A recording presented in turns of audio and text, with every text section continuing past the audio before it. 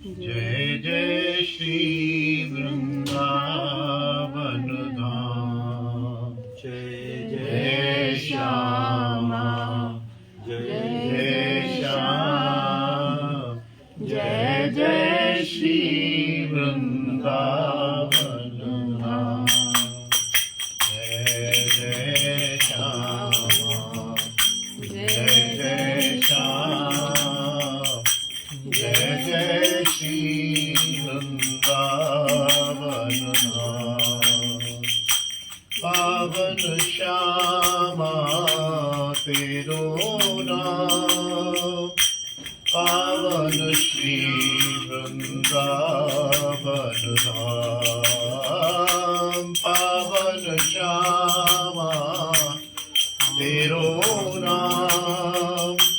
पावन श्री वृंदावन धाम। जय जय श्यामा जय जय श्याम। जय जय श्री वृंदावन धाम।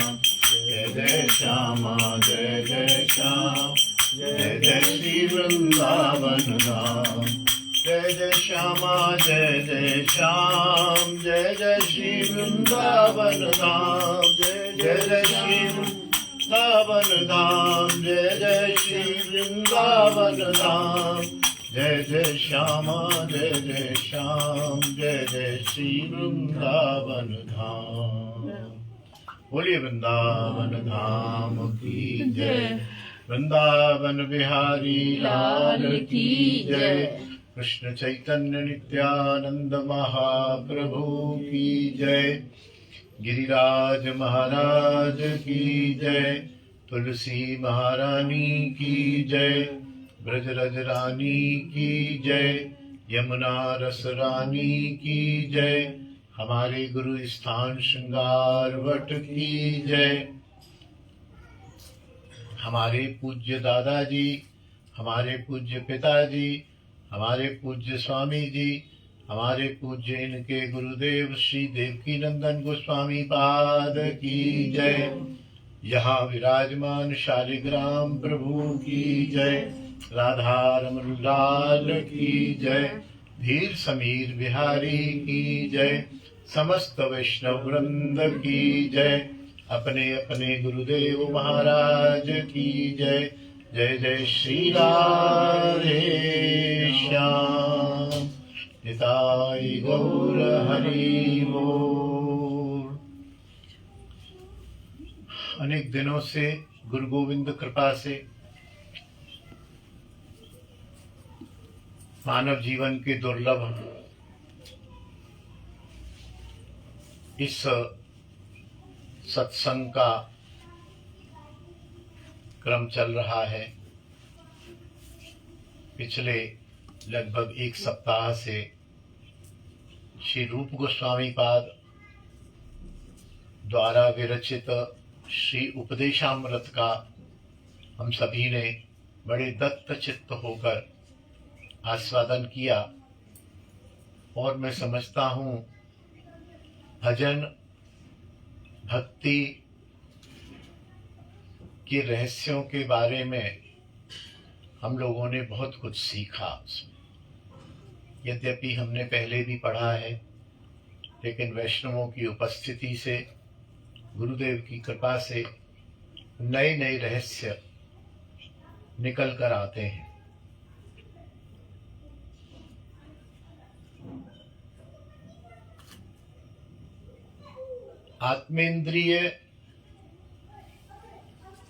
आत्मेंद्रिय प्रीति वांछा तारे बोली कहाँ। कृष्णेंद्रिय प्रीति वांछा तारे बोली प्रेम। जय जय श्री गुरु प्रेम कल्पतरु। भजन का मूल जो है वह कृष्ण से, अपने इष्ट से प्रेम ही है, तत्सुख सुखित्व ही है। हम कृष्ण के सुख के लिए यदि भजन कर रहे हैं, भजन का कोई अंग कर रहे हैं, तभी वह भजन है, अन्यथा वह कामना ही है। यह बात बहुत ही रहस्यपूर्ण है और समझने लायक है। जय जय श्री राधे श्याम। निताय गौर हरि बोल, निताय गौर हरि बोल। जय जय श्री राधे श्याम। जप हो रहा है, उस जप के पीछे छुपा हुआ रहस्य क्या है? यदि उसके पीछे छुपा हुआ रहस्य कृष्ण सुख है, कृष्ण प्रेम है, तभी वह भजन है, अन्यथा तो वह कामना ही है। बहुत सूक्ष्म बात है और मेरे अनुमान से यह बात किसी भी साधक को पहले दिन पता चलनी चाहिए, जो मुझे आज 70 साल में आज पता चली। कृष्ण सुख के लिए जो किया गया वह भजन की श्रेणी में आता है। उसके कृष्ण सुख के लिए यदि नहीं किया गया तो वह भजन की संज्ञा में, भजन की व्याख्या में आता ही नहीं है। जैसे किसी से कहो कि ये स्त्री है, तो स्त्री के लक्षण होंगे तभी स्त्री है, नहीं तो स्त्री कहां से। तो ऐसे ही भजन का पहला पहला पहला आधारभूत लक्षण है कि उसमें कृष्ण सुख सुखित्व हो। और ऐसे ही जो जय जय श्री गुरु प्रेम कल्पतरु, गुरु कौन है? जय जय श्री गुरु प्रेम कल्पतरु। कल्पतरु वृक्ष क्या होता है आप सब जानते हैं कि उसके नीचे हम जाएं और जो मांगे वो मिल जाता है। कल्पतरु वृक्ष के नीचे हम जाएं, जो मांगे मिल जाता है। लेकिन जो हमारा जय जय श्री गुरु हैं, वो ऐसे कल्पतरु हैं कि जो मांगो वो नहीं मिलता है। उस कल्पतरु में केवल कृष्ण प्रेम ही है और कृष्ण प्रेम ही मिलता है। हिताय गौर हरि बोल। समझ गए हैं हम शायद। कल्पतरु में सब कुछ मिलेगा। कल्पतरु के नीचे चले गए और हमने उनसे कहा, भैया हमें एक पुत्र दे दो, हमें एक फ्लैट दे दो, हमारी इस समस्या का समाधान कर दो। तो और कल्पतरु से ये भी मांगो कि हमें प्रिया प्रीतम की भक्ति दे दो, कल्पतरु दे देगा। लेकिन जो गुरुदेव हैं, जय जय श्री गुरु प्रेम कल्पतरु है, वो सामान्य कल्पतरु नहीं है। उस कल्पतरु के पास प्रेम ही है। और जब गुरु के चरणों में हम जाएंगे तो वह हमें प्रेम ही देगा, क्योंकि उसके पास भी केवल प्रेम ही है। यहां गुरु के बारे में भी बात आ गई कि यदि गुरु के पास प्रेम नहीं है, गुरु भी प्रेम के लिए, कृष्ण सुखैक तात्पर्यमयी सुख के लिए भजन करता है, तभी वह गुरु है। अन्यथा वह भी कामी पुरुष है। वह भी कामी पुरुष है, वह भी विभिन्न कामनाओं के लिए भजन कर रहा है, तो वह गुरु की संज्ञा में ही नहीं आता है। वह यदि यह चाहता है, राम सुखदास जी तो कहते हैं कि यदि कोई गुरु धन चाहता है तो गुरु नहीं है, वह है धनदास। कोई यदि चेला चाहता है तो वो चेला नहीं है, वह है चेला दास। कोई यदि गाड़ी चाहता है तो वह है गाड़ी दास। कोई यदि प्रतिष्ठा चाहता है तो वह है प्रतिष्ठा दास। वह गुरु क्या, वो पहले तो भक्त ही नहीं है, क्योंकि भक्त की परिभाषा क्या है? जो भजन करे। और भजन की परिभाषा क्या है? कि जो कृष्ण सुख के लिए प्रेम सहित, निष्ठा सहित, श्रद्धा सहित क्रिया करे, भावना करे, अनुष्ठान करे, नाम करे, जप करे, सेवा करे। अब सेवा की बात करें, अनेक मैंने धनाढ्य परिवारों में देखा है कि जैसे धनाढ्य परिवारों की स्त्रियां या बच्चे या पुरुष जैसे स्वयं सजे धजे रहते हैं, वैसे ही इधर लाइट, उधर बुकरम वाला ठाकुर जी का चोला, इधर से वो, ऐसा उनके मंदिर में रजोगुण सा दिखता है। दिखने में बड़ा आनंद आता है, क्योंकि ये आंखों की, हमारी जीवों की कमी है कि हम आंखें हमारी सुंदरता ढूंढती हैं, और आजकल तो उस सुंदरता के लिए कितना कष्ट भी हो जाए। आपने हमने शादी में देखा है, दुल्हन को ऐसा सजा देते हैं कि वो ऐसे चल रही होती है, ऐसे, जरा देखना मेरी नथ हटाना जरा, ऐसे वो गर्दन नहीं हिला पाती है। किस लिए? केवल मैं सुंदर दिखूं, भले कैसे भी बांध दो मेरे को उल्टा सीधा, कैसे भी लटका दो, कैसे भी पहना दो, कैसे भी कुछ कर दो। तो ये हमारे आंखों के दोष के कारण है। वही स्थिति हम ठाकुर के साथ कर देते हैं, तो उनको उल्टा सीधा कपड़ा, उल्टा सीधा बुकरम। मैंने कई जगह देखा है, ठाकुर जी है इतने से, अब ठाकुर जी कितने भी बड़े हो, ठाकुर जी का मुंह ज्यादा से ज्यादा 3 इंच 2 इंच, नहीं तो 1-1.5 इंच का होता है। हमारे यहाँ तो छोटे छोटे प्रियामितम है, आधी इंच का मुंह। उस आधी इंच के मुख पर 3.5 इंच का मुकुट लगा हुआ है। अरे भाई क्या कर रहे हो तुम? क्या कृष्ण को सुख मिल रहा है?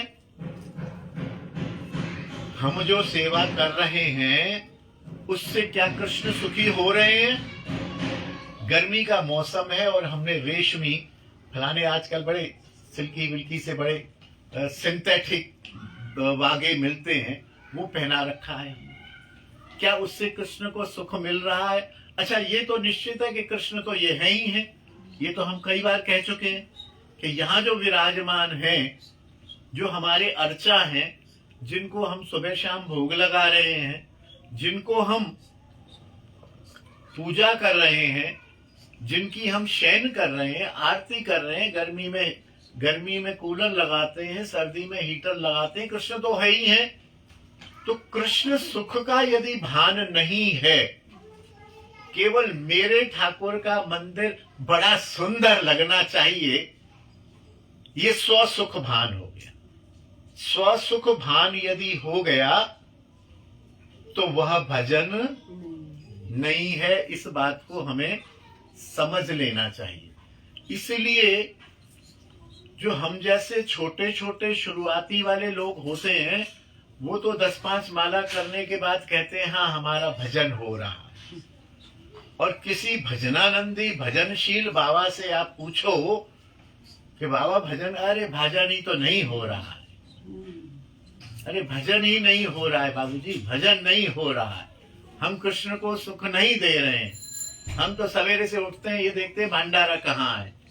अगर 2 भंडारा का न्योता आ गया तो हम देखते हैं कि दक्षिणा कहाँ 100 मिलेगा, कहाँ 200 मिलेगा, तो 200 में जाते हैं।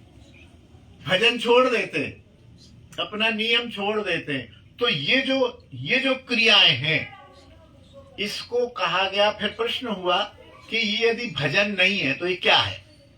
बोले ये स्वार्थ क्रिया है, अपने निमित्त की गई ये क्रिया है।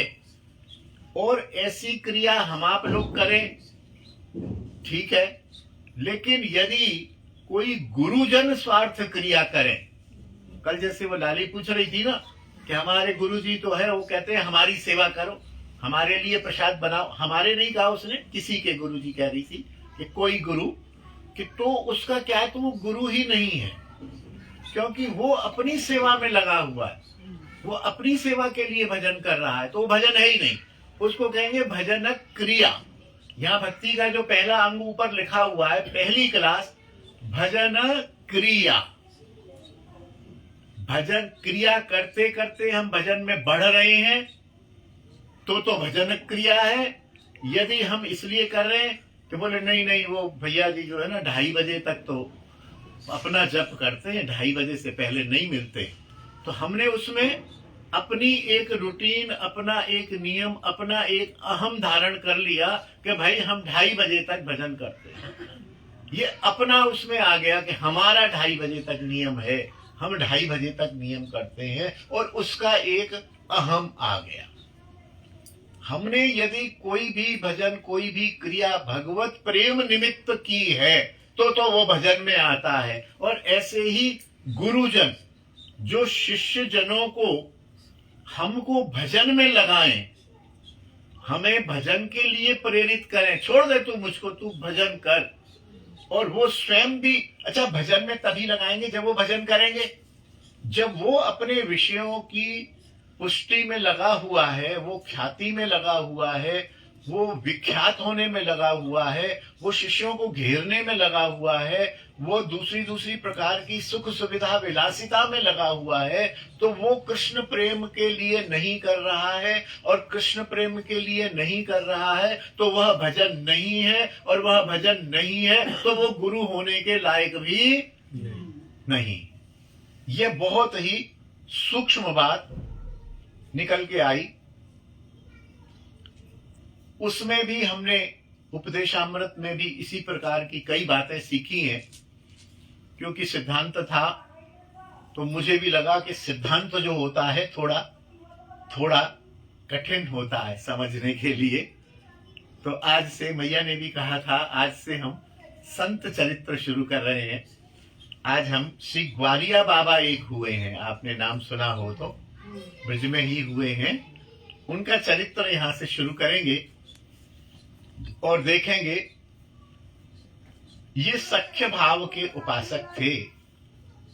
संभवतः कोई सख्य परिकर ने आके जीव रूप में लीला की, क्योंकि जीव का अधिकार तो सख्य में नहीं है, लेकिन कोई विशिष्ट जीव, कोई ठाकुर जी का सखा किसी प्रचार के लिए, किसी कार्य के लिए दोबारा आए, और सखा भाव से इन्होंने ठाकुर को रिझाया।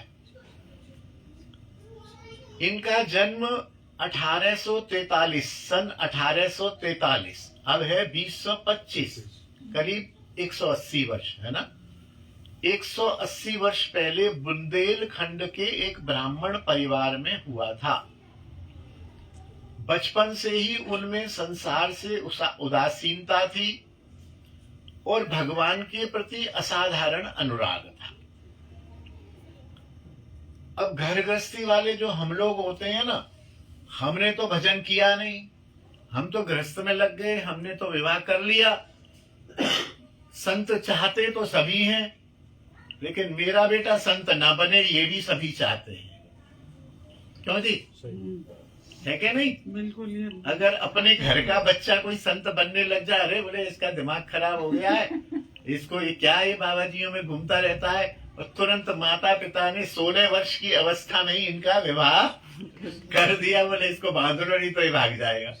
अरे भाई, तुम चाहते हो कि संत आए पृथ्वी पर, लोगों का कल्याण करें, तो तुम्हारे यदि 2-4 बेटे हैं, पहले तो 2-4 हुआ करते थे, अब आजकल तो एक ही होता है, 2 होते, तो उसमें से एक बेटा तो बना दो संत। ना वो बल्कि थोड़ा भजन करने लगे।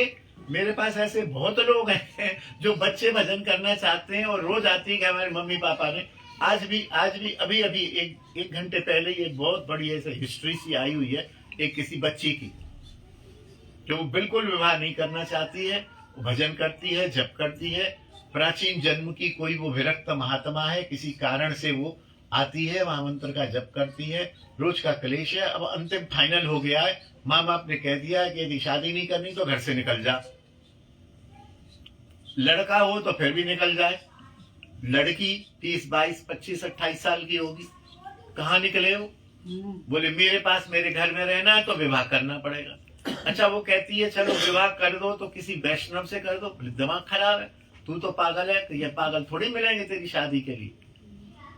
ऐसे लड़के से विवाह की संभावना है कि जो मांस मदिरा का सेवन करता हो, प्याज खाता हो, शराब पीता हो, और वो कह रही है मैं क्या करूं क्या करूं, मैं करे क्या जो तेरे को दिखे सो कर।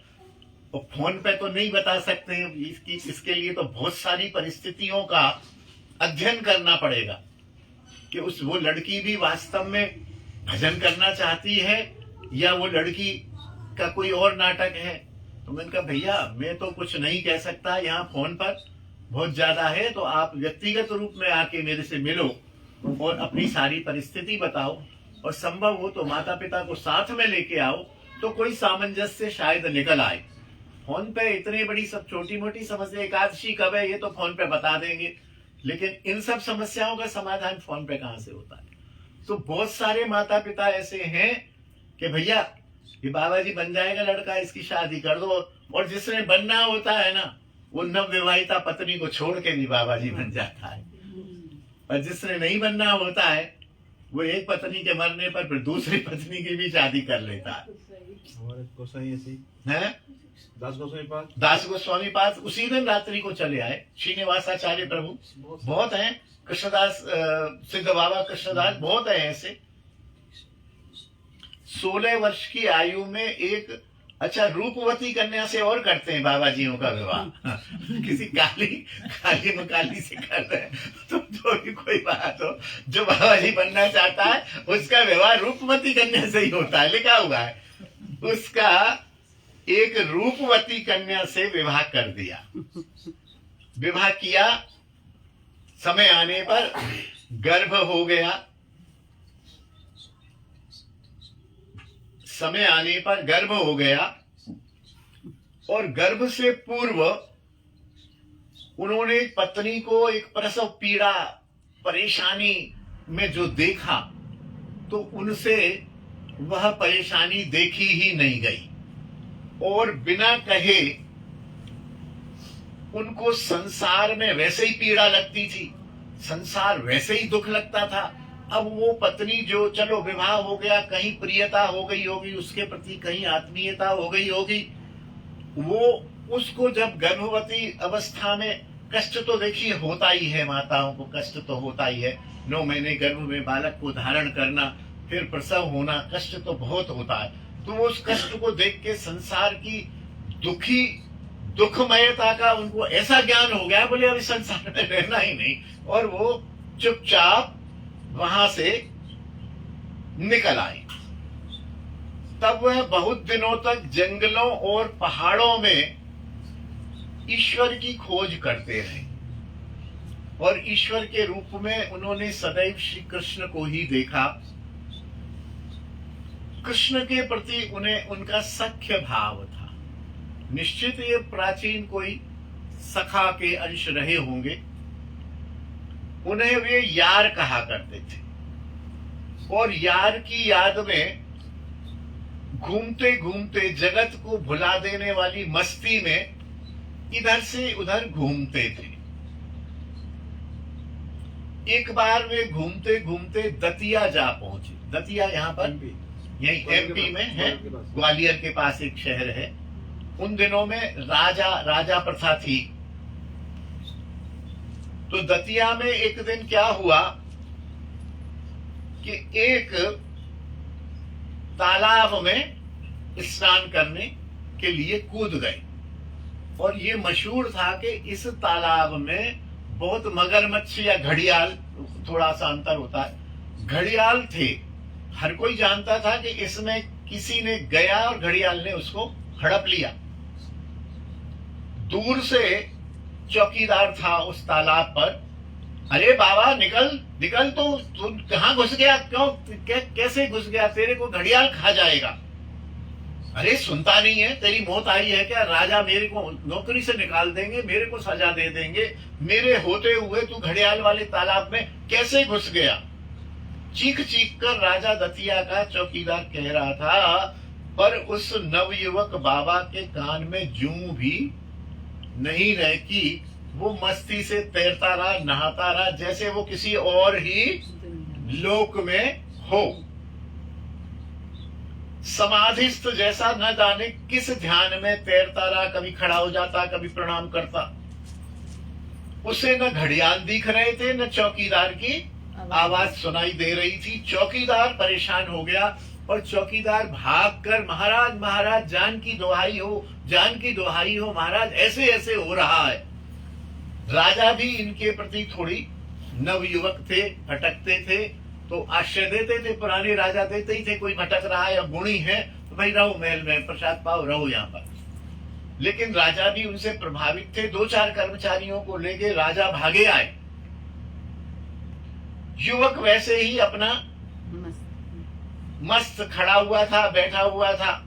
और मजे की बात कि कोई घड़ियाल ने भी उसको रत्ती भर भी कष्ट नहीं पहुंचाया। राजा ने भी उसको कहा, निकलो भाई, निकलो निकलो निकलो, यहां से निकलो, जल्दी निकलो। उस पर कोई असर नहीं हुई। तो 2-4 जो विशेषज्ञ कर्मचारी थे, उन्होंने हथियार वगैरह से किसी प्रकार से घड़ियालों को कहीं आ ना जाए, तैयारी से उसको जबरदस्ती खींच के और बाहर निकाला और उसे राजमहल में ले जाया गया। यह बात पूरी राजा दतिया राज में फैल गई कि एक बाबा जी ऐसा आया है जिसमें कोई बचा नहीं, उसके किनारे पर बैठ जाओ तो घड़ियाल मुंह मार के खींच लेता है। ये उस तालाब में घंटे भर तक नहाता रहा, बैठा रहा। इसको न तो घड़ियालों ने कुछ कहा और न इसने कुछ सुना, न इसको कुछ हुआ। तो ये चर्चा का विषय बन गई। किसी ने कहा कि ये तो पागल है, उसको जीवन मौत का पता ही नहीं है, इसलिए वो कूद गया। किसी ने कहा कि वो सुसाइड करने के लिए ही उतरा था, क्योंकि आगे पीछे कोई है नहीं, परिवार कुछ है नहीं, वो मरने के लिए कूदा होगा, राजा ने उसको बचा लिया। किसी ने कुछ, किसी ने कुछ। किसी ने कहा वह अपने जीवन से असंतुष्ट है, इसलिए आत्महत्या के उद्देश्य से मगर वाले तालाब में उतरा था। किसी एक आध ने कहा नहीं नहीं, यह युवक कोई महापुरुष है, यह युवक कोई विशेष शक्ति संपन्न, ये कोई महापुरुष है, यह साधारण युवक नहीं है। और राजा के कान में भी जब ये साफ बातें पड़ी तो राजा पहले से भी थोड़ा प्रभावित था। तो राजा ने कहा बात सही है, क्योंकि मेरे इस तालाब में आज तक न तो कोई गया, जो गया तो बचा नहीं, कर्मचारी भी नहीं बचा पाए। ये यदि बच गया है तो ये कोई विशेष शक्ति संपन्न कोई महापुरुष है।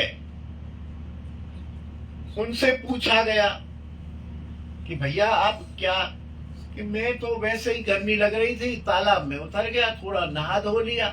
करे उसमें मगरमच्छ है? मुझको तो कोई मगरमच्छ दिखा नहीं, मुझे तो मेरा यार हर समय मेरे साथ रहता है, मुझे तो यार दिख रहा था, मुझे तो मगरमच्छ दिखा नहीं। और न मगरमच्छ ने मुझसे कुछ कहा, मैं आप खामखाई परेशान होके मेरे को वहां से निकाल लाए। इस बात से राजा और प्रभावित हुए कि मेरा यार साथ रहता है। तेरा यार कौन है? मेरे यार हैं कृष्ण कन्हैया वृंदावन वाले। बोले वाह, बहुत बढ़िया। तो राजा ने उनसे कहा ठीक है, अब आप कहीं नहीं जाएंगे, आप यहाँ दतिया में ही रहेंगे।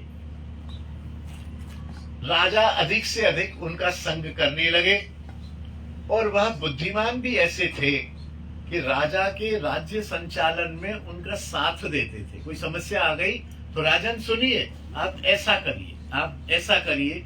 और राजन का राज्य भी सुचारू रूप से चलने लगा और दतिया में एक नई युग का आरंभ हो गया। कोई भी उत्सव हो, कोई भी राजा राजमहल में जन्मदिन हो, कहीं भी कोई जीत हो, सब जगह जोरदारी से उन्होंने कुछ अपने वैष्णव ऐसे तैयार कर लिए कि ढोल मजीरा लेके और जोर जोर से संकीर्तन होता था। कहीं भी हो, आज वहां संकीर्तन हो रहा है, आज वहां संकीर्तन हो रहा है, आज राजमहल में छोटे राजकुमार का जन्मदिन है। अरे जो तुमको तामसिक राजसिक करना वो करते रहो, लेकिन 2 घंटे का संकीर्तन होगा और ग्वालिया बाबा के नेतृत्व में होगा। खूब संकीर्तन जगह जगह जगह जगह जगह जगह, क्योंकि महापुरुष येन गता सपंथ। कोई एक बड़ा व्यक्ति किसी एक आदर्श को स्थापित कर दे तो छोटे लोग फिर उसको निसंकोच फॉलो करते हैं, और छोटे लोग करें तो उनकी हंसी उड़ती है, उनकी हंसी उड़ती है। तो वहां पर बहुत सुंदर संकीर्तन का माहौल दतिया में बन गया। और दतिया आज भी बहुत ही पवित्र धार्मिक स्थान है। दतिया में निम्बार्क संप्रदाय का कोई वहां पर स्थान है, आधिकारिक स्थान है। दतिया वाली कुंज यहाँ भी है, वृंदावन में भी दतिया वाली कुंज है। और मध्य प्रदेश शासन द्वारा यहाँ की कुंज को भी सेवा आदि होती है, देखरेख होती है। और वहां पर अनेक विद्वान और संत भी हुए हैं। ये ग्वालिया बाबा की कृपा से वहां उन्होंने एक आध्यात्मिक एनवायरनमेंट क्रिएट कर दिया। बाबा को संगीत से भी बड़ा प्रेम था, वे संगीतज्ञ भी थे। युवावस्था में उन्होंने संगीत भी सीखा था, पर उन्हें नाद सिंधु का साक्षात करने की वो चढ़ी हुई थी, जिसे कहते हैं ना एक लगन, धुन चढ़ी हुई थी कि नाद सिंधु। आप लोग विद्वान लोग बैठे हो ना, मैं शब्द भूल जाता हूं तो आप लोग बता देते हो, देखो कितना अच्छा हो जाता। मैं बुढ़ा आदमी हूँ, शब्द मुंह तक आते आते आता नहीं है। क्या लगी हुई थी? धुन। नाद सिंधु का साक्षात्कार करने की धुन लगी हुई थी। इस धुन में वे एक दिन बिना किसी से कहे, क्योंकि फक्कड़ तो होते ही है संत, बिना किसी से कहे जो हाथ में था, जो वस्त्र पड़े रह गए, दतिया से निकल लिए। और दतिया से निकलकर दतिया के पास में पर्वत हैं, पर्वतों के गुप्त स्थानों में रहकर 3 वर्ष तक कठोर तपस्या में लगे रहे। और अंत में संगीत की अधिष्ठात्री देवी सरस्वती माँ की कृपा से उनकी मनोकामना पूर्ण हुई और उन्होंने नाद सिंधु का साक्षात्कार प्राप्त कर लिया। मैं ज्यादा नहीं जानता हूँ नाद सिंधु का साक्षात्कार क्या होता है। संगीत की कोई भी विधा को हृदयंगम कर लेना, वही मुझे लगता है कि जैसे हमें ठाकुर का साक्षात्कार हो गया, ऐसे उनको संगीत का साक्षात्कार किसी भी प्रकार का हो गया। नाद सिंधु का दर्शन प्राप्त करके वो वृंदावन चले आए। वहां उन्होंने सोचा कि मेरे इस संगीत का उपयोग कहाँ हो। मैं खाली करता रहूं तो उससे कोई लाभ नहीं होगा। मेरा यार भी खुश हो, मेरे यार से भी मेरा प्रेम हो, और मेरी संगीत की जो कला है उसकी भी सार्थकता हो। तो उन्होंने देखा वृंदावन में उन दिनों में रास होता था। ये भागवत सप्ताह तो अब होने लगी है। हमने भी कोई साल 6 महीने में एक आध भागवत सप्ताह होती थी और एक आध 64 मंत्र भोग होता था। अब जो है वृंदावन में प्रतिदिन हर समय 2-4 भागवत सप्ताह हो रही होती, और वृंदावन में हर हफ्ते एक 64 मंत्र भोग हो रहा होता है आजकल ये स्थिति। तो इन दोनों में रासलीलाएं बहुत होती थी, और रासलीलाएं भी मनोरंजक नहीं, प्रिया प्रीतम की अष्टयाम की जो लीलाएं होती हैं उनका दिग्दर्शन कराया जाता था। और विशुद्ध साधक वहां जपमाला लेके अपना मंत्र करते हुए उन लीलाओं का चिंतन भी करते थे। थोड़ी देर आंख खोल के उस लीला को साक्षात भी देखते थे, और उसके आगे पीछे की लीला को वो मन में हृदयंगम करते थे और अष्टयाम लीला में डूबे रहते थे। तो उन्होंने रास मंडलियों में प्रवेश किया और सबसे कहा, भैया मैं थोड़ा बहुत संगीत जानता हूं, मैं आपको संगीत के सुर धुन वगैरह बता दूंगा, और जो स्वरूप बनते हैं उनको भी थोड़ी बहुत मैं जानकारी दे दूंगा, जिससे रासलीला तो होती है, संगीतमय हो जाए तो और भी लोगों को आनंद मिलेगा। संगीताचार्य के रूप में भी उनकी ख्याति फैल गई। फिर तो डिमांड आने लगी, हर मंडली वाला बोले, भैया ग्वालियर बाबा तुम यहाँ आ जाओ, हमारे यहाँ आ जाना आज रात में। अच्छा भैया तुम्हारे यहाँ आ जाऊंगा, कल वहां चला जाऊंगा। बड़े बड़े संगीत के शास्त्र के जानने वाले भी कहीं कहीं संगीत में कोई समस्या होती होगी, जैसे हमारे भक्ति मार्ग में जिज्ञासाएं होती है, तो संगीत में क्योंकि मुझे ज्ञान नहीं है, संगीत में भी जो जिज्ञासाएं होती थी ये इतने प्रसिद्ध हो गए कि इनसे उन जिज्ञासाओं की शांति के लिए बड़े बड़े संगीतज्ञ आते थे। एक बार संगीत सम्राट, भारत के संगीत सम्राट विष्णु दिगंबर उनके पास आए। उस समय ये बाबा यमुना तट पर बैठे हुए थे, चिंतन कर रहे थे लीलाओं का। थोड़ी देर में वो सामने बैठे रहे, खटपट हुई तो बाबा ने आंख खोली। भैया कौन हो, कहां से आए हो? बाबा मैं आपका दास हूं, विष्णु दिगंबर हूं, आपके चरणों में प्रणाम करता हूं। महाराज एक सरगम ठीक नहीं बैठ रहा है, मैं अनेक दिनों से कोशिश कर रहा हूं, मेरा सरगम नहीं बैठ रहा है। बाबा ने कहा अच्छा बोलो, कहां किस पद में नहीं बोल रहा है, पद बोलो। तो उसने वो पद का एक लाइन दो लाइन गा के सुनाई। तो बोले किसका नहीं? बोले ये दूसरी लाइन में, ये जो बाद में ये सरगम नहीं बैठ रहा है। तो सरगम की एक भाषा होती है, ऐसे खड़ी खड़ी, ऐसे आधा खंडाकार, ये वो इस प्रकार की। तो उन्होंने क्या किया, उसी समय रेत थी जमुना जी की, और रेत पर वो सरगम ऐसे ऐसे करके, यूं करके जो भी था वो अपनी संगीत की भाषा में बोले देख इससे इसके हिसाब से लगा। और उस संगीतकार ने उसके हिसाब से गान शुरू किया और उसकी सरगम लग गई, बैठ गई। विष्णु दिगंबर बड़े प्रसन्न भी हुए, आश्चर्य भी हुए कि बिना हारमोनियम के, वो तो ये सोचते थे कि हारमोनियम में कहीं मेरे को ये सरगम सेट के दे, सा सा रे रे पा नी गा मा जो भी है वो करेंगे। उन्होंने रेती पर ही लिख के मेरे को बता दिया। लेकिन संगीत जो था वह अपने आप में बाबा का उद्देश्य नहीं था। देखिए समझिए बात को, है ना। हम संगीत करते हैं, गाते हैं, लेकिन गा के अपने कानों को सुख देना हमारा उद्देश्य नहीं है। गा के भगवान कृष्ण को सुख प्रदान करना हमारे संगीत का उद्देश्य है। तो ये भजन हो गया। यदि हम सा सा सा सा रे रे रा ऐसे कर रहे हैं, ठीक है, बहुत बढ़िया, बहुत बढ़िया है, कोई मना नहीं है। लेकिन ये इसको आप कहो कि हम साधना कर रहे हैं, कर लो, साधना कह लो उसको, संगीत की साधना कह लो, लेकिन कृष्ण भजन नहीं है। तो भजन के कारण ही उनका संगीत में प्रेम था। संगीत से वह अपने यार को रिझाते थे। बाबा अपने यार का जिस रूप का चिंतन करते थे वह कृष्ण का ग्वारिया रूप था,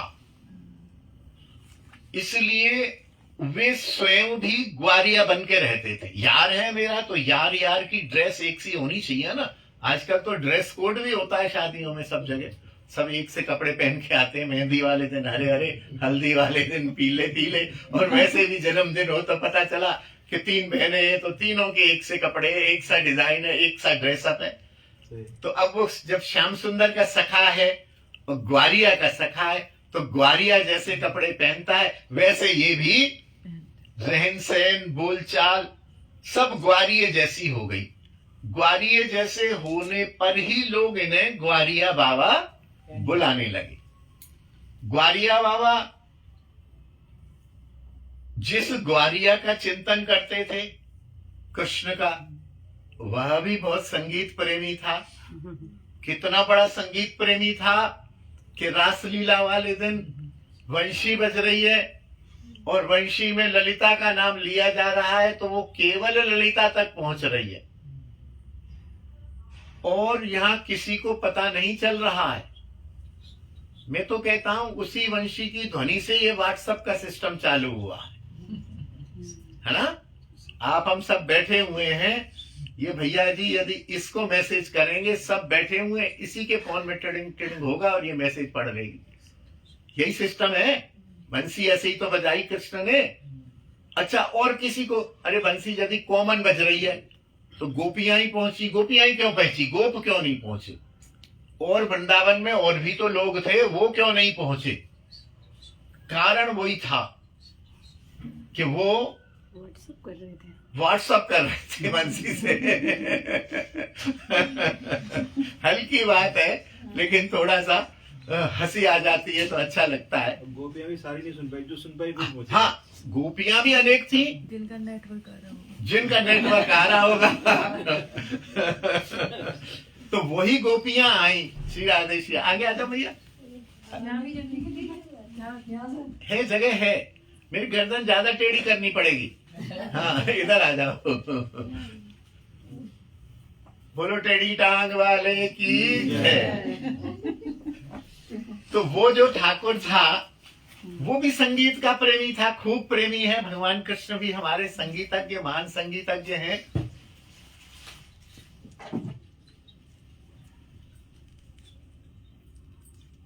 इसलिए ग्वालिया बाबा को भी संगीत से प्रेम था। इस बात को सिद्ध किया है कि उनका जो संगीत था थोथा संगीत नहीं था, केवल कर्णप्रिय हृदय के स्पंदन के लिए या केवल अपने उसके लिए नहीं था। वो जो संगीत था वो कृष्ण प्रेम के लिए था। जहां से हमने आज बात शुरू की कि जो कुछ कृष्ण प्रेम के लिए है वही भजन है, अन्यथा कामना है।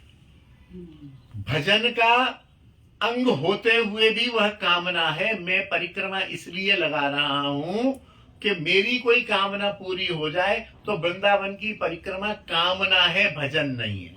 आज इस पर 10 मिनट आप अभी आई हैं, शुरू में 10 मिनट इसी पर ही बात हुई कि भजन क्या है। भजन वही है जिसमें कृष्ण से प्रेम हो, कृष्ण को सुख प्रदान मिले, चाहे भजन का अंग जैसा ही दिखे ऊपर से, वो भजन नहीं है। और भजन नहीं है तो करने वाला भक्त नहीं है, और भक्त नहीं है तो गुरु तो हो ही नहीं सकता। जय जय श्री राधे। उनका कृष्ण प्रेम दिनों दिन बढ़ता गया। फिर कृष्ण प्रेम का 2 भाग हैं। जिससे प्रेम होता है उससे एक तो मिलन होता है और एक विरह होता है ना। प्रेम कभी ऐसा नहीं है कि मिलन ही मिलन हो, बल्कि प्रेम की सर्वोत्कृष्ट अवस्था का नाम है विरह। इसीलिए गोपियां कौन है? प्रेम की ध्वजा। और प्रेम की ध्वजा में मिलन तो रहा 11 वर्ष तक, लेकिन विरह कब तक रहा? 125 थे, 114 वर्ष तक। जाने कितने वर्ष तक कृष्ण रहे वहां। यद्यपि अंतरंग स्थिति से, तात्विक दृष्टि से तो पादमेकम न गच्छति वृंदावनम परित्यज्य, एक क्षण भी नहीं गए। हमारे प्रिया प्रीतम की लीला आज भी होती है और उस समय भी होती थी। लेकिन बाह्य दृष्टि से उन गोपियों को विरह का आस्वादन कराने से ही वो प्रेम की ध्वजा बनी। अगर उनको विरह का आस्वादन नहीं कराया जाता तो गोपी प्रेम की ध्वजा नहीं कहती।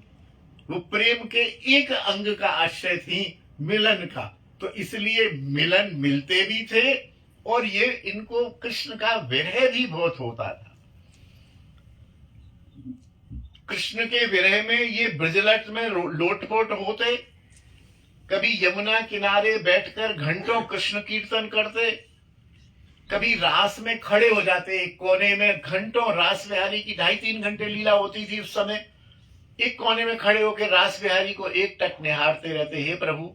हे प्रभु आप मुझे कब प्राप्त होगे? आपकी कृपा कब प्राप्त होगी? आपको मैं कैसे सुख दे पाऊंगा? मैं आपके चरणों की कब प्रेम सहित सेवा कब कर पाऊंगा? यह सोचते रहते।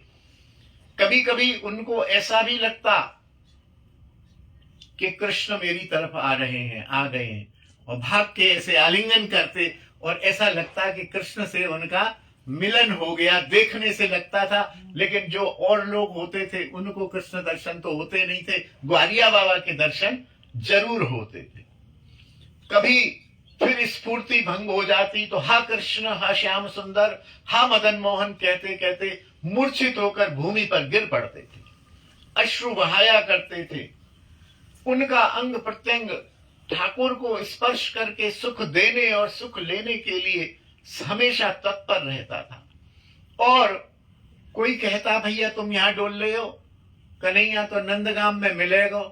अच्छा ठीक है, तो नंदगांव चले जाते। फिर नंदगांव में ढूंढते कन्हैया को। वहां वाले कहते अरे कन्हैया तो गोवर्धन में मिलेगा, तो गोवर्धन चले जाते। कभी कालियदह में आ जाते, कभी सेवा कुंज, कभी निधिवन, कभी वृंदावन। इन्हीं ब्रज के क्षेत्रों में ही वह विचरण करते रहते। इतना सब होते हुए भी अब सखा भाव था इनका और किसी सख्य परिकर से थे। बहुत जब तड़पते तड़पते हो गए तो यह अवस्था प्रेम में आती है। उज्जवल नीलमणि में इसका वर्णन है कि आदमी फिर ये सोचता छड़ यार बहुत हो गया, अब ये बड़ा कठोर है, ये दयालु नहीं है, इसने आज तक दर्शन, जबकि 10 बार दर्शन हो चुके हैं, लेकिन वो तृप्ति अतृप्ति वो भूख बनी हुई है, इसलिए बोले छोड़ो अब इसको हमने सुना ही था, जो तू आवे एक पग मैं आऊं पग 60, तू लोहे की लाकड़ी हाँ। मैं लोहे का लाट, जो तू लाकड़ी मैं लोहे का लाट, ऐसा तू एक पग हम एक पग आए तो तू 10 पग आता, ऐसा हमने सुना था, बस सुना ही रह गया, उसका अनुभव हमें नहीं हुआ और हमें तो बड़ा धोखा हुआ। तू निर्दयी निकला, क्रूर निकला और तुझसे यारी करने से तो तेरे विरह में तड़प तड़प कर मर जाना ही अच्छा है, ऐसा भाव आता है। इसके भाव का नाम है, मुझे स्मरण नहीं है, क्योंकि प्राय अपने शरीर को जब साधक देखता है कि यह कृष्ण प्रीति नहीं कर पा रहा है, कृष्ण सेवा सुख में नहीं लग पा रहा है, तो एक बार सनातन गोस्वामी ने भी रथ के पहिए के नीचे आके अपना शरीर शांत करने की कोशिश की थी। एक बार मुरारी गुप्त ने भी की थी, कईयों ने, दास गोस्वामी पाद इसीलिए आए थे, दास गोस्वामी पाद भी इसीलिए आए थे। तो ऐसा होता है कि इस शरीर से जब कृष्ण भजन ही नहीं हो पा रहा, क्योंकि ये शरीर कृष्ण भजन के लिए मिला है, भजन हो नहीं पा रहा, तो ये शरीर क्या करेंगे। लेकिन यह प्रेम की एक अवस्था है, ऐसा सोचने वाला केवल सोचता है, कभी उन्होंने शरीर को नष्ट नहीं किया। जितने भी संतों की कथा आई, ये जरूर आई कि उन्होंने शरीर त्याग का विचार बनाया, शरीर त्याग दिया, ऐसा नहीं आया, ऐसा बिल्कुल नहीं आया। और मन में ये कह दिया, अब यार तू पक्का तो मैं भी पक्का, अब मैं न तेरी तरफ देखूं, न तेरे से बात करूं, न तेरा गुणगान करूं। और ग्वारिया बाबा एकांत हो गए, एक किसी कोठरी में बंद हो गए। न तो अब ये मंदिर जाते, न ये अब रास में जाते, न ये कीर्तन करते, इन्होंने सब बंद कर दिया। और अपितु किसी को देखते, लाला कहाँ जा रहे हो, कि मैं रास में जा रहा हूं, दिमाग खराब है वो, रास में जाके क्या करेगा तू, मोह देख 40 साल से रास में जा रहा हूं, आज तक दर्शन ना भई, आज तक वो कछु प्राप्ति ना भई, रास में जाके करेगो, कहा मरना हो तो बिल्कुल मत जा, यहाँ बैठ, अपने बीवी बच्चा देख, घर गृहस्थी देख, काम देख, दुकान देख, व्यापार देख, क्या करेगा वहां जाके। उसको लोगते और बोले कछु हाथ नहीं आवे वो, जे हमारो यार बड़ो निष्ठुर है, जे बस गोपियन के संग ऊधमबाजी करने जाने, जे हम लोगन की कोई सुध ना लेवे, जे गोपी बन जाओ तो जी थोड़ो बहुत ध्यान रखे, हम सखान को कोई ध्यान ना रखे। बड़ो चतुर है, बड़ो वाचाल है। अब जब भक्त रूठ गया तो फिर ठाकुर से रुका नहीं गया, और ठाकुर ने ये देखा कि ये चेला तो गया गया, मेरे चेलों को और बिगाड़ रहा है, तू कहाँ जा रहा है भाई, कहाँ जा रहा है, ये क्या हो रहा है भाई। तो ठाकुर चिंतित हो गए, और एक दिन गोधूली के समय ग्वारिया बाबा रमन रेती में एक कोने में ऐसे पड़े हुए थे, निराश से जैसे होता है ना, पड़े हुए थे। तो देखा कि सामने से गायों का झुंड चला आ रहा है, बीच में एक किशोर अपने सजल जलद नील करेवर की ज्योति बिखेरता बांसुरी के मधुर स्वर से वायु को विकंपित करता आ रहा है। अर्थात बहुत सुंदर मनोहर तिरछी चितवन चाल से बांसुरी बजाता हुआ एक नील घनश्याम आ रहा है उन गायों के बीच में। और थोड़ा निकट आया तो उसके काले घुंघराले बाल दिखे, पद्म पल्लव के समान अधर, मद भरे नेत्र, गले में बनमाला। बनमाला, ये मालाएं भी अनेक प्रकार की होती है। बनमाला जो होती है वो इतनी लंबी होती है जो गले से पैरों से कुछ इंच ऊपर होती है, घुटने तक, है ना, घुटने तक जो होती है उसे बनमाला कहते हैं। कोई मोती माला होती है, कोई बनमाला होती है, कोई कैसी माला, मालाओं का खूब वर्णन है, ग्रंथ में है, स्मरण नहीं है, कभी अवसर मिला तो माला। ऐसे ही बंसी, बंसी भी 12-14 प्रकार की होती, वंशी, मुरली, वेणु, ये वो बहुत तरह की होती। इनका साइज होता है, किसी में 6 छिद्र होते हैं, किसी में 7 होते हैं, किसी में 2 होते हैं, किसी की गर्दन कटी होती है, कोई सामने वाले फूक से होती है, बहुत वर्णन है इनका। तो पहचान गए, अरे अरे ये तो मेरो यार आ रहो, मेरो यार आ रहो, यार आ गए हो, यार आ गए हो। आनंद की लहर व्याप्त हो गई और वो जो गुस्सा था सब शांत हो गया। सब ये प्रेम की मर्यादा है। प्रेम में यदि मान है तो टूट जाएगा, प्रेमी को देखते ही टूट जाएगा। और यदि अहंकार के फलस्वरूप मान है तो वो नहीं टूटेगा जब तक हाथ पैर जोड़ के क्षमा नहीं मांगो। हालांकि लीलावश कई बार श्याम सुंदर और प्रिया प्रीतम एक दूसरे के हाथ पैर भी जोड़ते हैं, लेकिन इनका मान तुरंत टूट गया, अभिमान जाता रहा और वे यार की तरफ मिलने के लिए उसकी तरफ आगे बढ़े तो आनंद के उद्रेक में पैर थम गए, बढ़ नहीं पाए, खड़े ही रह गए, आंखें खोल के ऐसे जैसे होता है ना, ऐसे की ऐसे जड़वत खड़े के खड़े रह गए। और उनकी रूप माधुरी का पान करते रहे। कृष्ण भी अपने प्यारे सखा को देख के बढ़े, लेकिन बढ़ते ही कृष्ण भी स्तब्ध जड़वत हो गए। जड़त्व आ जाता है, प्रेम में एक लक्षण है कि जड़त्व आ जाता है। तो दोनों कुछ क्षण के लिए जड़वत ऐसे खड़े रहे और तुरंत ही दोनों का जड़त्व छूटा, चिन्मयत्व आया और दोनों ने एक दूसरे को अपने गलकंठ करके आलिंगन में भर लिया और खूब आनंद हुआ। अब कुछ ग्वारिया बाबा बोले, उनको मालूम था कि ये नाराज है, मैंने दर्शन नहीं दिया, इसको दिया तो है लेकिन ये इसी बात को लेके नाराज है। तो बोले ये कुछ नाट डपट करे। उससे पहले बोले, अरे ग्वारिया तू कहाँ चलो गए हो इतने दिनांत, मैं तो मिलवे के ताई आतो रह रहा हूं, तू मिले ही ना है, तू कहाँ चलो जावे, मैं तो रोज ढूंढू। फिर बाबा का अभिमान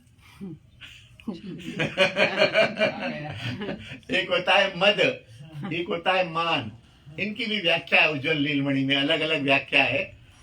तो वो बाबा का फिर बोले, अच्छा मैंने तो ये सोचा था इसकी तरफ जाऊंगा भी नहीं, देखूंगा भी नहीं। जाग पड़ा, अरे रहने दे, तू झूठ काहे को बोले, तू मिलना चाहता तो आ जा। तो मैं तो सीमित हूं, मैं तो कहीं जाऊं कि नहीं जाऊं, मेरे ताई तो बंधन है, तू तो सर्वव्यापक है, तू तो आ सकता, तू क्यों नहीं आयो, तू तो ब्रजराज है ना, युवराज है ना, मैं एक साधारण सो प्राणी, तू नंद बाबा को छोरा, राजा को छोरा, तू काई को आवेगो, तू तो बड़े आदमी हो ना, आप भाई तुम क्यों आओगे, जैसे हम लोग व्यंग करते हैं। इतना कहकर अब बोले रहने दे, फालतू की बात मत करे, और उल्टे होके विपरीत दिशा में ग्वारिया बाबा चल दिए मान करके। श्याम सुंदर ने कहा, ग्वारिया ग्वारिया सुन तो सही, अरे बाबा सुन तो सही, अब कहाँ मिले, अब कब मिलेंगे हम, अब तू कब आवे वो। अरे मैं कहाँ जाऊंगा, मैं तो यहीं रहूं वृंदावन में, आवे वो तो तू तो जरूरत हो 10 पोत तो तू अयो, मैं ना आऊंगो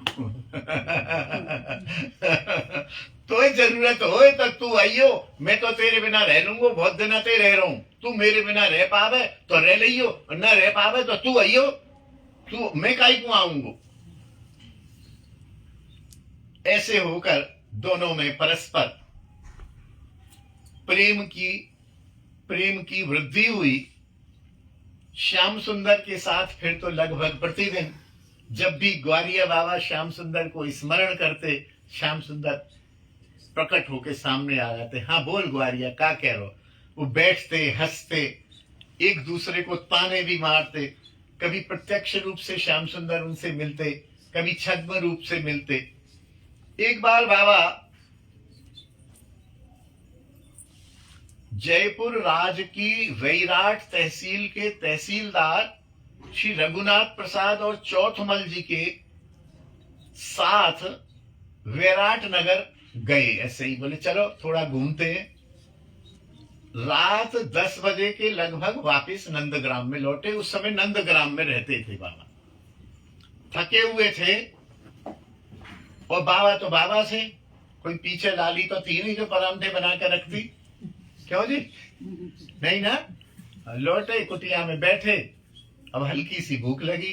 अब 10 बजे बाबा जी कभी अपने लिए नहीं बनाएगा, उसमें इतनी शक्ति होती है कि वो भूखा सो जाएगा। 10 बजे कभी बनाएगा नहीं अपने लिए। और सोने से पहले ठाकुर का स्मरण किया, यार का स्मरण किया। यार आज तो अम्मा फलानी कौन सा काम बताया, वैराट नगर गए, घूम के आयो, बड़ा आनंद आयो, लेट है गई, 10 बज गए, अब हम सोए रहे हैं, फिर सवेरे देखेंगे तोते, कल बात करेंगे। और सो गए। सोने ही लगे थे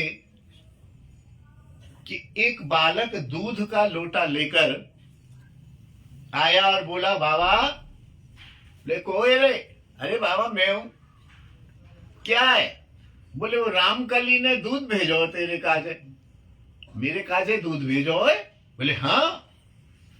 तो बोले रामकली उनको रोज दूध देती थी, कोई महिला होगी गाय वाली जो रोज। बोले रामकली को कैसे मालूम पड़ी कि मैं अभी आया हूं? कैसे खबर पड़ गई? वो बात कैसे खबर पड़ गई कि मैं भूखा हूं? चल ठीक है। आश्चर्य तो हुआ, लेकिन उन्होंने दूध ले लिया। ओट आया और यहां लिखा है कि 1-2 साथी और थे उनके साथ, कुटिया में या आसपास रहे होंगे। उनको थोड़ा थोड़ा भोग लगाया ठाकुर को, थोड़ा थोड़ा सब लोग दूध पी के चक्क हो गए एकदम, और खूब स्वाद आया। ऐसे हो गए जैसे जाने सबने 1-1 लोटा दूध पी लिया होगा। एक लोटे में 2-4 ने पिया, लेकिन सब हरे गुरु चक्का, मजा आ गया, चक्क एकदम बढ़िया। दूसरे दिन बाबा दूध का लोटा लेकर रामकली के घर गए। अरे रामकली? बोले हाँ। को है रे? मैं बाबा, ग्वारिया बाबा। रामकली? बोले हाँ। अरे किवाड़ खोल। अरे बाबा सवेरे सवेरे काय को आयो? दूध तो संजा को मिले, अभी काय को आगो? दूध तो मिलेगो, तू लोटा तो ले ले अपनो लोटा। तेरो दूध रात को बड़ो स्वादी है, वो सबने पियो और सब तृप्त है गए, हम भूखे आए, खूब आनंद भयो। रामकली बोली, बाबा कौन सा दूध, कौन सा लोटा, कौन सा सोटा, कौन सा लंगोटा? कहा चक्कर है जी? बाबा का भांग फांग छान ली है, क्या बात है? दूध कौन सा दूध? बाबा ने सब बताया। क्या लोटा कहाँ है? दिखा। लोटा दिखा। बोले जी लोटा। अरे जी लोटा तो मंदिर को, नंदगांव मंदिर को, वहां से पुजारी आवे दूध लेवे, जी लोटा लेके आवे। जी मंदिर को लोटा है, मेरो लोटा ना है, जा मंदिर में लोटा है क्या? अच्छा ठीक है। तो मंदिर की तरफ चल दिए। उन दिनों श्री कृष्ण लाल जी गोस्वामी जी की सेवा चल रही थी। मंदिर में इतनी भीड़ तो होती नहीं थी। 200 साल पहले किसी तरह से चढ़ चढ़ा के ऊपर पहुंचे। गोसाई जी हाथ में लोटा था। कि अरे भाई बाबा जी तू लोटा को कब लेगो? तू मैं लोटा ढूंढ रहा हूँ, रात से लोटा ना आए, मैं सवेरे से परेशान है रहा हूँ, लोटा तेरे पास कहां से आयो? मैंने मंदिर में सबसे पूछ ली कि लोटा कहां गो भैया, मंदिर को लोटा कहां गो? चोरी है गई, चोर ले गए, कहां से ले गो? कल मैंने ठाकुर को भोग लगायो और भोग सहित लोटा जो है, दूध सहित लोटा में जो है घर ले जाता हूं रोज। कल मैं भूल के जहाँ आले में धर के चलो गयो। घर पे याद आई कि अरे दूध और लोटा तो मैं धरो, इनके रखो रहने दो, सवेरे पी लेंगे। सवेरे आऊं तो दूध की तो चलेगा, लोटा ही सोटा है वो। लोटा ही चलोगो। उन्होंने तेरे पास आयो कहां थे जी? अरे बोले गोसाई जी अब फालतू बात मत करो, मुंह कछु ना मालूम जी, तुम लोटा कर लो, तुम्हारा लोटा मिल गो ना, मतलब ते मतलब रखो, तुम्हारा लोटा मिल गो। दूध है तो दूध हम पी गए सबरे, 3-4 बाबा जी हम लोग दूध पी गए, खूब स्वादिष्ट दूध हो, तुम्हें डंडो, तुम्हारे ठाकुर को डंडो, लोटा पकड़ो। अंदर से तो वो समझ गई कि वो जो बालक आया था वो मेरा यार ही था, मेरा दिलदार ही था, मेरा श्याम सुंदर कन्हैया प्यारा कृष्ण मेरे को भूखा देखकर मेरे को दूध देने आया था। अंदर से तो वो समझ ही गए इस बात को। एक बार, अरे समय हो गया, चलिए अभी तो है कथा, कल फिर देखेंगे। अभी है, कल का दिन तो आराम से निकलेगा। तो वो जो है गुसाई जी को तो उन्होंने लोटा पकड़ाया और मंदिर के बाहर आकर मन ही मन में ठाकुर से जाने क्या क्या बड़बड़ाने लगे। आयो तो मुंह बतातो तो सही, तू भी हमारे संग बैठ के दूध पीतो, तू तो राजकुमार है ना, तू राजकुमार है, तुम हम ग्वारियन के संग काय को दूध पीवेगो। अरे लायो तो बता ही दे, तो क्यों बालक के वेश में आयो, गुसाई जी ते के लातो। इस तरह से वो पता नहीं क्या बड़बड़ा रहे थे। गुसाई जी ने देखा कि पता नहीं क्या बोल रहा है, अपने आपस में ही बात कर रहा है। वहां वही वो गुसाई जी तो अपने सेवा में लग गए, वो भी वहां थोड़ी बहुत देर बैठे, दर्शन खुले, मंदिर के दर्शन करके ग्वारिया बाबा चले गए। अब जान दो, कल फिर देखेंगे, पकड़ेंगे उनको कहाँ जहाँ है, वहां से उनको देखेंगे। तो ऐसे ऐसे संत हुए हैं। संत इनका नाम है, गुरुजन इनका नाम है। जो हम आप लोगों को इनका परिचय है ना, तो तभी हमें तो अपना दोष ही कहता हूं, तभी हमें ये आजकल के जो संत है इन पे दिल दिमाग बैठता नहीं है। ये है संत,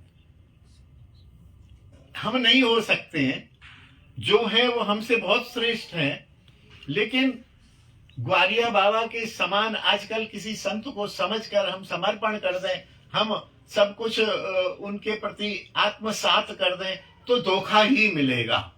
सावधान रहने का काम है, सावधान रहने का काम है। और उनमें दोष न देख के हमें आत्म कल्याण करने का प्रयास करना चाहिए। और आत्म कल्याण होगा एकांत निष्ठ भजन से, भटकने से भजन नहीं होगा। एकांत निष्ठ होके श्याम सुंदर कहीं जरूरी थोड़ी है कि वहीं बैठा हुआ है। श्याम सुंदर यहीं बैठा हुआ है। श्याम सुंदर तो अभी आप में मुझ में ताकत हो तो अभी खड़े हो जाए, हाँ बोलो भैया आप क्या कह रहे हो, अभी अभी प्रकट हो जाए। हमारे भजन में, हमारे प्रेम में, हमारे निष्ठा में शक्ति होनी चाहिए। श्याम सुंदर को प्रकट होते देर नहीं है। श्याम सुंदर को ढूंढने कहीं जाना नहीं पड़ता। ठीक है, हम प्राइमरी लोग हैं, हम जाएंगे ही जाएंगे। जो आजकल नाटकबाजियां और जो प्रपंच हो रहा है, उससे बहुत सावधान होने की जरूरत है साधक को। नहीं तो साधक भटक जाता है, भटकता खुद है, बदनाम अध्यात्मों को करता है। अरे सब गोलमाल है, सब गोलमाल है। जय जय श्री राधे श्याम, निताई गौर हरि बोल। बोलिए ग्वारिया बाबा महाराज की जय, ग्वारिया बाबा के यार की जय, गिरिराज महाराज की जय, तुलसी महारानी की जय, ब्रजरज रानी की जय, यमुना रस रानी की जय, हमारे गुरु स्थान श्रृंगार वट की जय, समस्त वैष्णव वृंद की जय, अपने अपने गुरुदेव की जय, गिरिराज महाराज की जय, सप्त देवालय की जय। जय जय श्री राधे श्याम। श्री गुरु जी महाराज अरे जी की भैया जय।